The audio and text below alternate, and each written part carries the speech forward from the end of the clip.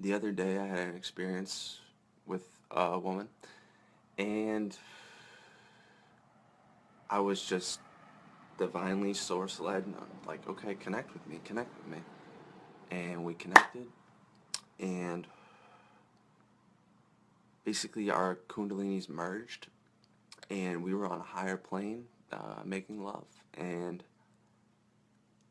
there was no flesh involved. I even said something before. I was like, I don't, um, I understand a lot of females reach out to me on here, and a lot of times I can sense there's like a neediness or a like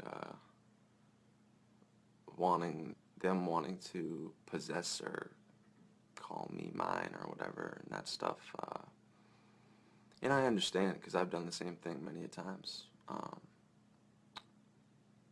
There were times years past where I would reach out to as many females on all social media just trying to get the quickest sexual encounter, the quickest little bit of love. So I do understand.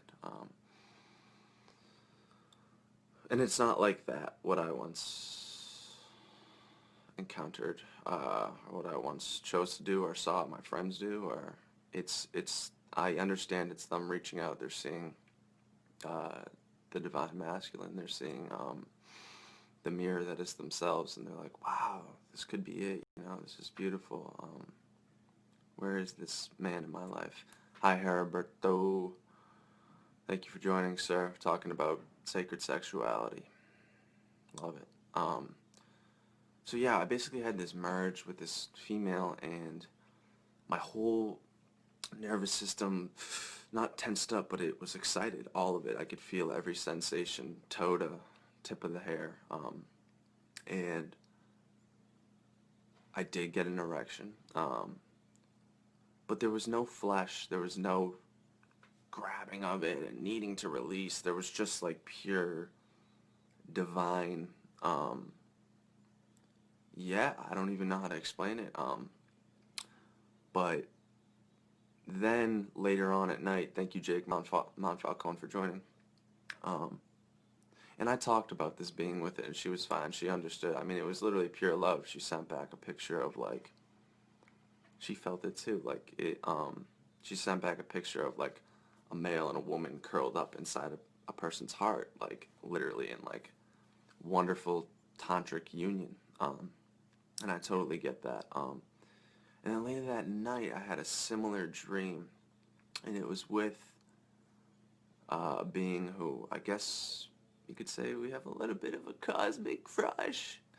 And it was just like beautiful because it was, again, we were entangled, and there was no visions of penetration or visions of like nasty sexual things. It was just beautiful love, and it was happening on a higher plane. It was certainly happening, and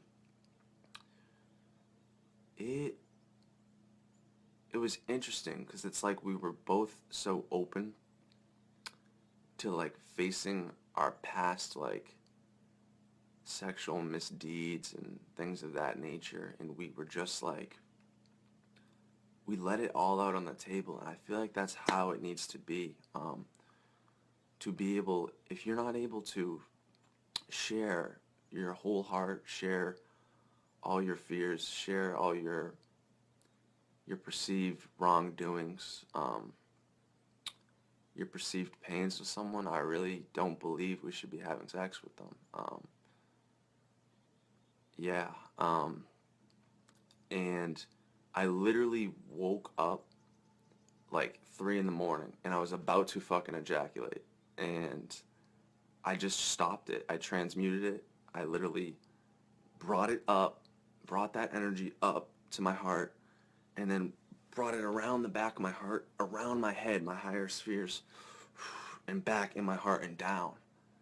And like I caught myself, and I was just like, oh.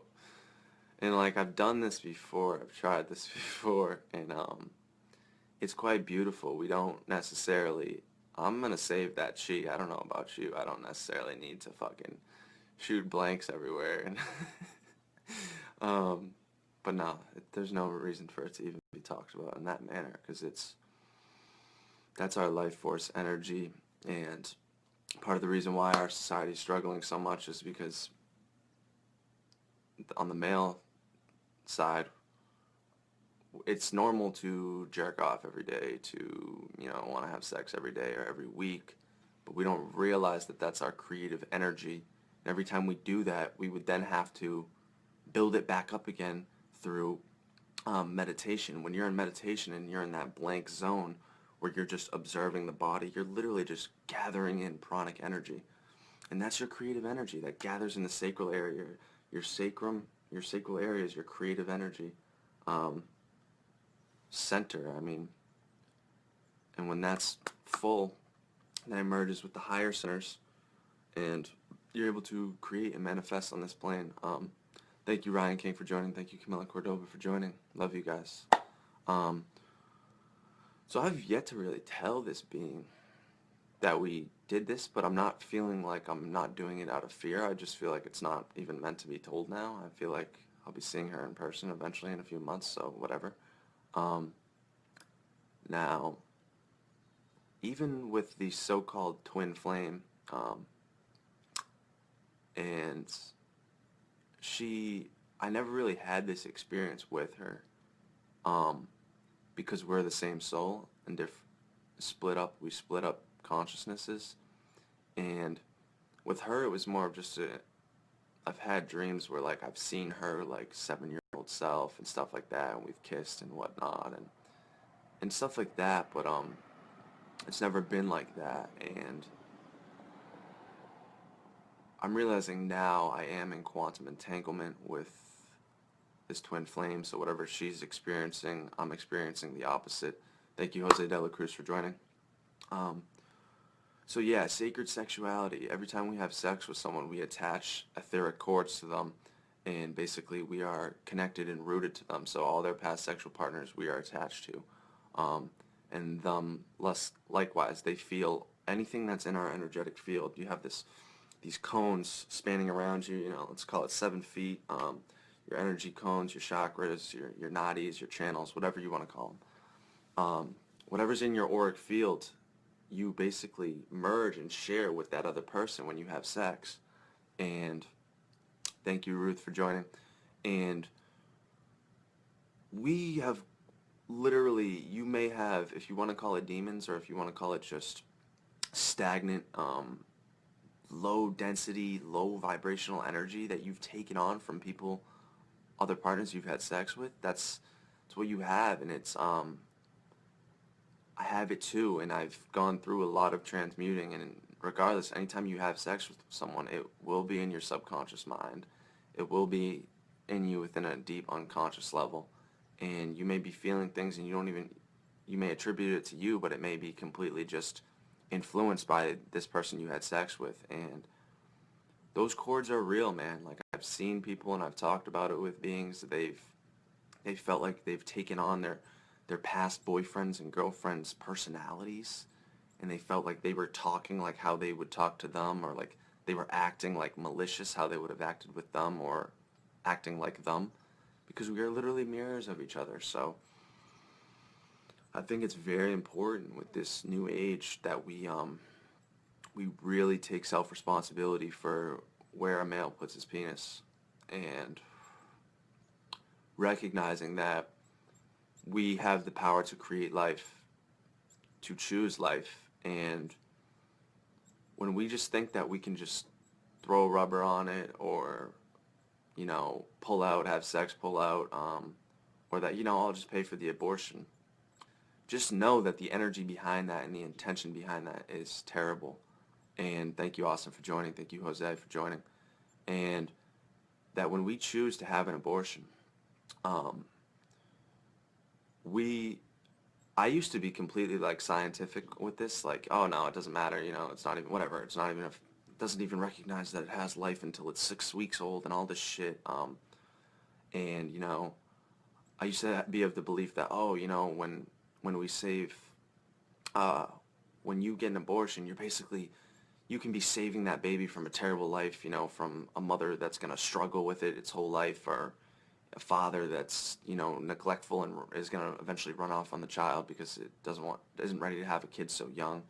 I used to be of that mindset, that belief, and that's why it's so important to not attach to our beliefs, because I heard someone speak about it the other day, and they basically said, you're basically choosing death. You're choosing non-life. You're not choosing siding with the creative energy. You're not honoring, your ability to create as a human, and you're not taking self-responsibility that you chose to shoot your sperm, or you chose to engage in an activity that could create another life form, a soul to come through the womb of creation into this existence. And we don't realize it, but we've been eating, um, uh, how do I say this? Wow.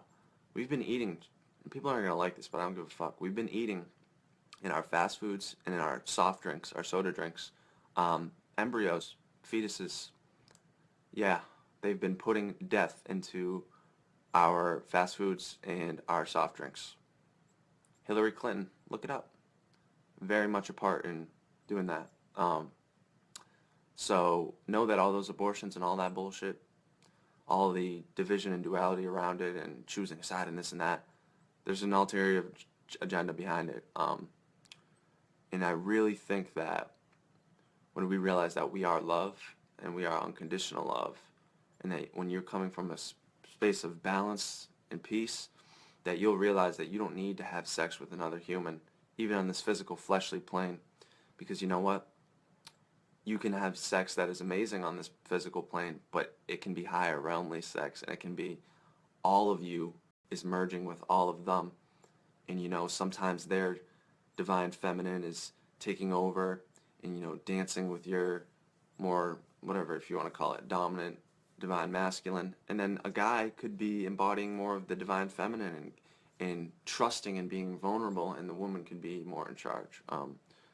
And this is how it is, man. It's like salsa. It's like tango, dancing, heart-to-heart connection. Um, when we tune in and we observe all body sensations, we realize that we're not even really having all that past ideas of having sex weren't even really sex. It was just flesh. It was just flesh. It was just trying to get to this pinnacle point when the pinnacle point is in every moment. And perfect example, I recognized someone had, after I did a Marconic session with them, I was back and I was still in tune with their energy because we were talking and we were chatting through messaging, and I didn't even realize that she had told me this before, that she was having problems with her solar plexus area and stuff like that, and I felt a twinge in her sacral area, and it was kind of connected to the solar plexus area, the stomach area, and I was just like, you know what, connect with our energies, and I'll be able to do this with a lot of people when I'm doing my guiding mindfulness program. Basically, I'm very in tune with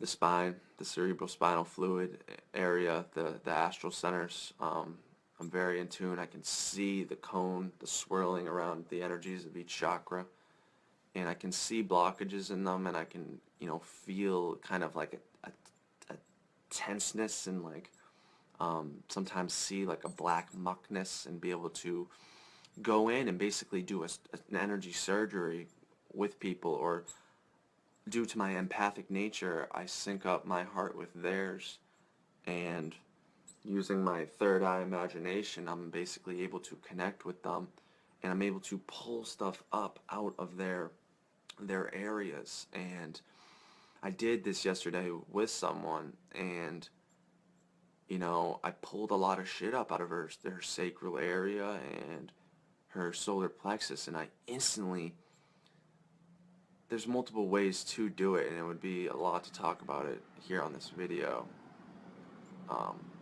So I'll save that for another one, but I was able to basically feel after her root was connected all the way through to her heart, and then above, to the higher centers. And we talked after, and she's like, yeah, my stomach pains went away and all this, and I'm like, oh shoot, I completely forgot that you had talked about your stomach pains before and whatnot.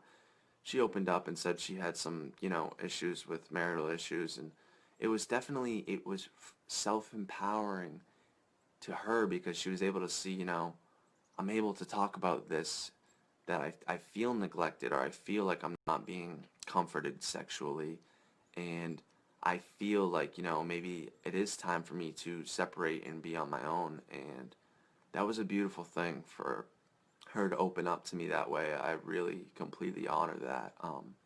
Because I've seen that with my parents. I've seen that with other families. I've seen that with other situations. I've seen that. I can see that in me because I can see that could potentially be me in another lifetime, in another timeline, in another existence. And it's pretty amazing to be able to open up with these people and really talk about real stuff. So if you're feeling a blockage, or if you're feeling a pain anywhere, or if you'd like a chakra clearing, if you'd like, I can untwist the neural, um, I can untwist the spinal cord. Sometimes they're twisted. I can untwist them in knots, and I can kind of realign the spine, and I can pull energy up out of you, and basically I can use my heart as a transmuter. So I pull it from your root up, out your heart, through my heart, transmute it, and then on the inhale I can send it back to you and pull, like, I can get pretty intricate with it. So